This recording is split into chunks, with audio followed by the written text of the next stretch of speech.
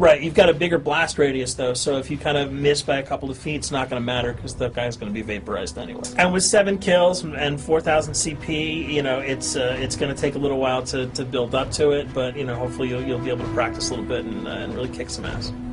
Now this is a Blackbird, Yep. which, like I said before, cannot be shot down. Thank God. But pretty much it shows not only does it show the enemy positions, but also the direction of where they're headed. Yeah, and I think that's a first for the Call of Duty series. This is something that I'm really excited about, if only because every time you kind of see a red dot, you're not sure whether that guy's coming towards you, whether he's coming away from you. If you can sort of process all that information really quickly, it can really help you change up your strategy. Obviously, fans will remember these dogs from Treyarch's last outing with Call of Duty, World at War. There's a huge, fun addition to that game, just gunning down canines in the jungle.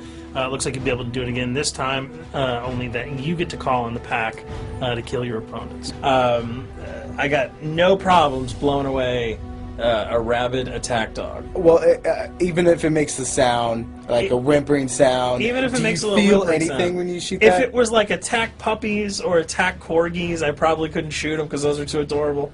But they probably wouldn't do much damage anyway. Yeah, they're pretty much held dogs, Yeah. so they're all black and vicious. I gotta take it down. Absolutely.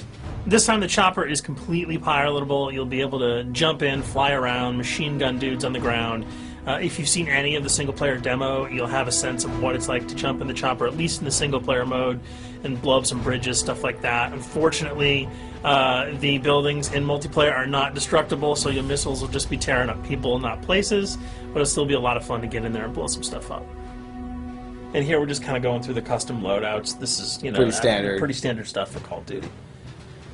And here we come to something that's really not standard. This is a totally new feature that if you were one of those players who just sort of found yourself really bored, kind of yawning with the same old emblems over and over again, you can create your own here. Yeah, and not all of them are already there at your disposal to create. You can purchase most of these with your COD points, but some of them are unlockable.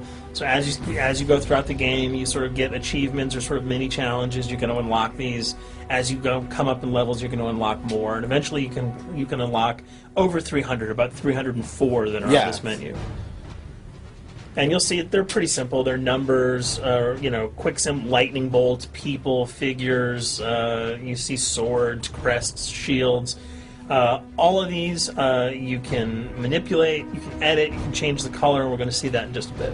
So we pick a little, I guess you can say, a person? Yeah, kind of Mad Men meets Reservoir Dogs that we're about to manipulate here. First we're cycling through trying to find a suitable weapon, maybe a soft drink, probably not. So let's go for the sword. Yeah, it's the sword. That's a good little attachment. And you'll notice that he bought that with some of his COD points that he earned playing some of the wager matches.